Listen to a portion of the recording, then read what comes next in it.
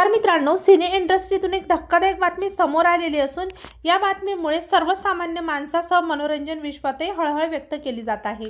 पाहूया संपूर्ण बातमी। तत्पूर्वी आपण जर तारांगण या यूट्यूब चॅनलला सबस्क्राईब केलं नसेल तर नक्की एकदा सबस्क्राईब करा।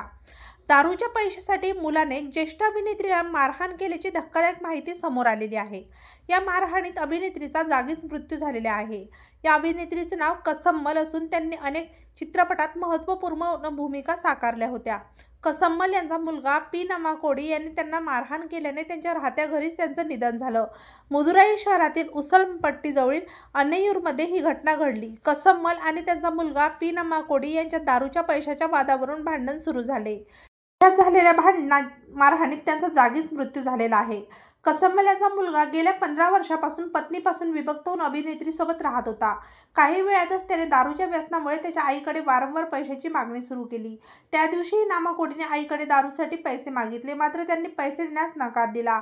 त्यामुळे त्यांनी चिडून आईला बेदम मारहाण केलेली आहे। या मारहाणीसाठी त्यांनी लाकडी दांड्याचा वापर केला, त्यातच त्यांचा मृत्यू झाला। घटनेनंतर अभिनेत्रीच्या मुलावर कारवाई करण्यात आलेली आहे। कसम्मल आणि त्यांचा नवरा बालासमे यांना 4 मुले आहेत। त्यांच्या कामाबद्दल सांगायचं झालं तर कसम्मल यांनी 2022 मध्ये प्रदर्शित झालेला तामिळ चित्रपट कदाईसी विवसाई मध्ये अभिनय केला होता। यात नलांदी, विजय सेतुपती आणि योगी बाबू यांनी भूमिका साकारल्या होत्या। एम मणिकंदांनी दिग्दर्शित चित्रपटात त्यांनी सेतुपतीच्या आईची भूमिका साकारली होती।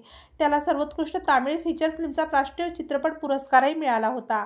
तेव्हा मित्रांनो, आपल्या तारांगण या यूट्यूब चॅनलतर्फे सुप्रसिद्ध ज्येष्ठ अभिनेत्री कसम्मल यांना भावपूर्ण श्रद्धांजली।